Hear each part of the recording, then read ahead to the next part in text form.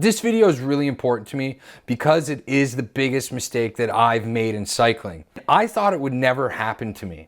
Let me give you a little bit of a backstory. In 2018, I was able to step back from my work. I was in a financial position where I didn't have to work as much, and I really loved cycling. So I wanted to go all in on cycling, and this magic number I had in my head was 20 hours a week. I wanted to ride 20 hours a week because if I rode that much, it would be easy for me to lose weight.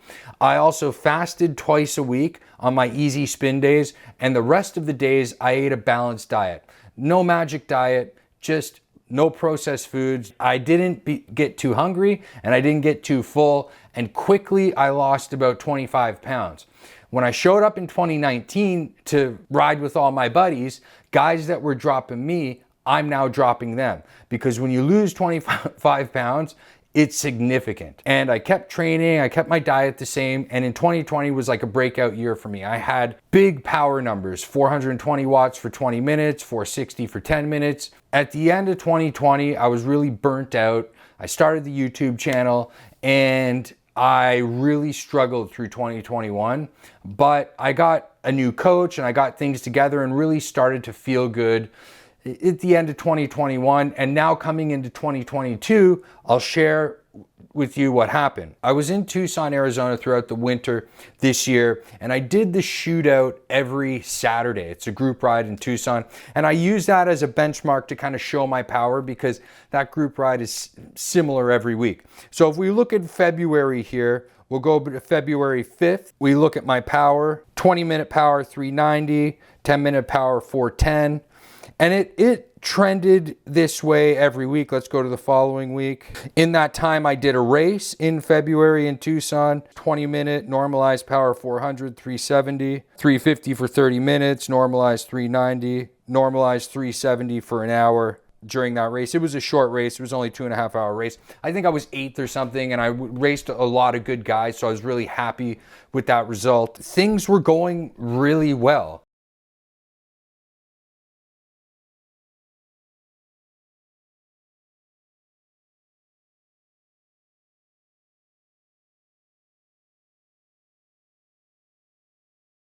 I was really proud of these numbers, and it was the first time in Tucson that I was in the shootout and I was able to go pull for pull with the top guys there. I was able to attack, and I was part of that A group, the guys on the front. And that's the first time I was ever able to do that. March is where I start to feel like something's off. This is where I start thinking it might be the diet, I might be sick, there might be something wrong with me. To go from being able to roll through with the big boys and attack and be there to losing 30 watts is basically what happened. And I'll show you. Let's pick one Saturday from April. Here we go. This is April 30th. Here's the shootout. 20 minutes, 360. Pick another one. Let's go back to previous week. 345. And I remember that day I was struggling. That was April 16th.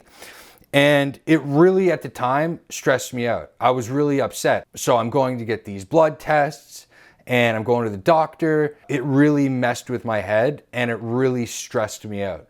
So I ended up taking downtime here at the end of March. I go to California, Oceanside, because my wife's doing the race there. Drive back to Tucson, and that Sunday night, I wake up in the middle of the night throwing up. Like, not just throwing up a couple times, I threw up like 20 times. It was like I was poisoned or something. So this is where I had the stomach problems. And those stomach problems lasted for 2 weeks on and off. And I was able to get some rides in, show up to the shootout. It wasn't good. I was really struggling. And then I crashed. Some guy pulled out in front of me on the bike path and I bruised my ribs. I was able to get home. My bike was fine. He was fine. But a guy just pulled right in front of me without looking, and I ended up bruising my rib. Right after that crash, I got COVID. So then I'm coughing from COVID. My ribs are killing me for 3 weeks. And I was in a bad place, mentally and physically. First 2 weeks in May is when I came back to Canada. So now we fast forward to June 25th, and I'll show you the ride. I did a group ride on June 25th. I feel the strongest I've ever been.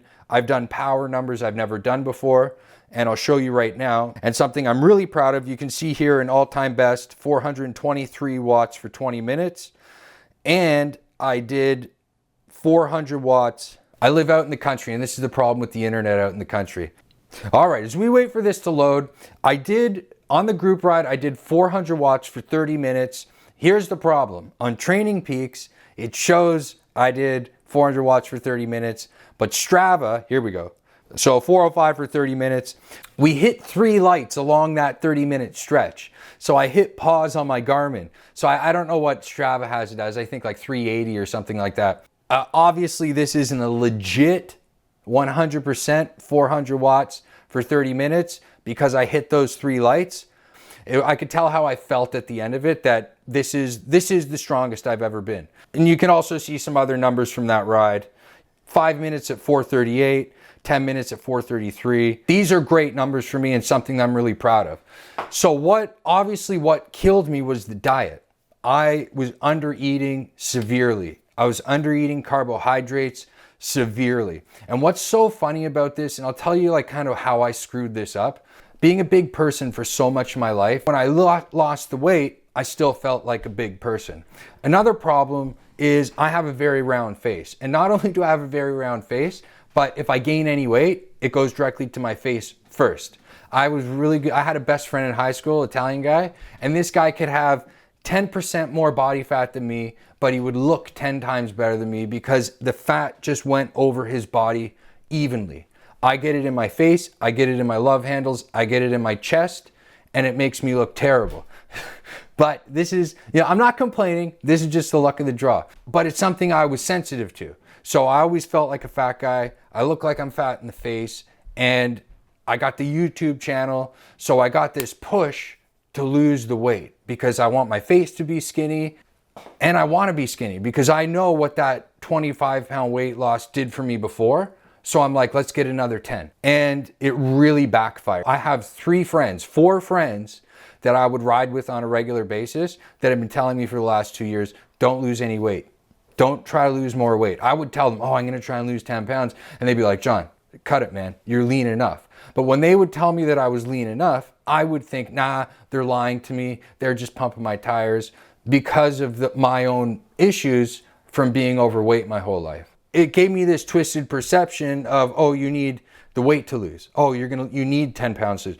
But the problem was, if I'm gonna lose 10 pounds, it's gonna come off the muscle. I kept thinking, well, why was the 25 pounds so easy to lose? This next 10 is so hard. The reason is because I had 25 pounds to lose. I don't have 10 pounds to lose right now.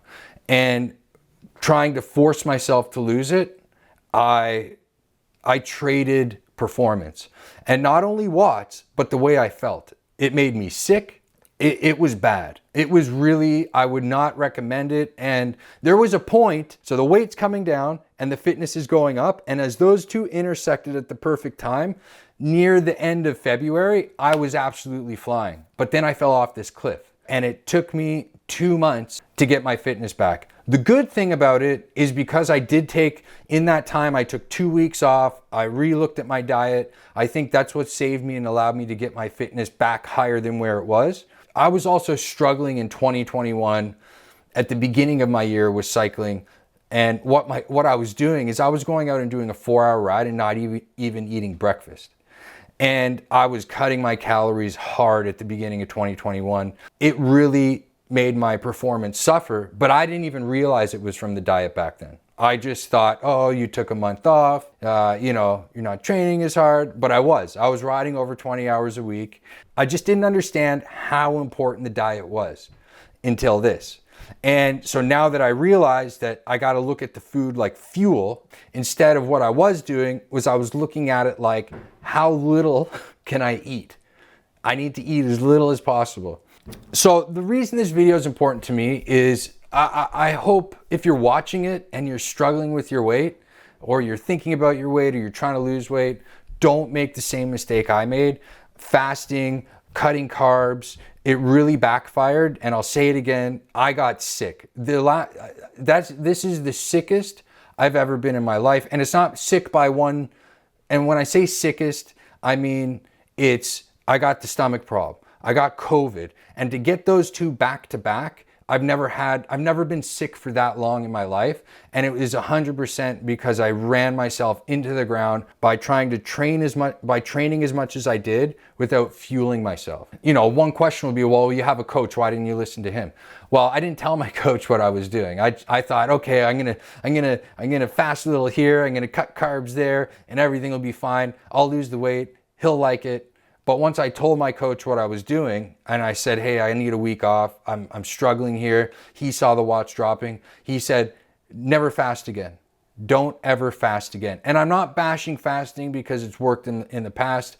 I don't fast anymore. And I was fasting for years. And today's an easy day for me. I ate breakfast and I feel 100 times better. There's never a time where I feel run down or tired like I did when I was fasting. I do get tired, but not to the extent when I was fasting. If I could go back in time, there were two big signs that I ignored that got me in this situation. One was my hunger. I was out of control hungry and I kept blowing it off. Oh, I'll be fine. Oh, I'll be fine. I was just focusing on that next meal. And that was a big mistake. I will never allow myself to get that hungry again. Number two, and this one was very easy to spot, but I ignored it, is I was having trouble doing my workouts. So workouts that I was easily able to get through were now becoming more difficult. If I pumped the brakes there, fixed my diet then, and took a little bit of rest to rejuvenate myself, this thing wouldn't have got out of control as much as it did. Now, I'm grateful for this situation, that I learned from it, and I'm positive it'll make me a better athlete because I feel more in control of my diet right now. So I'm grateful for that. I hope you enjoyed the video. Please like, please comment, please subscribe. That stuff really helps me out and I really appreciate it. I love you guys. I'll see you on the next video. I'll see you soon. Bye.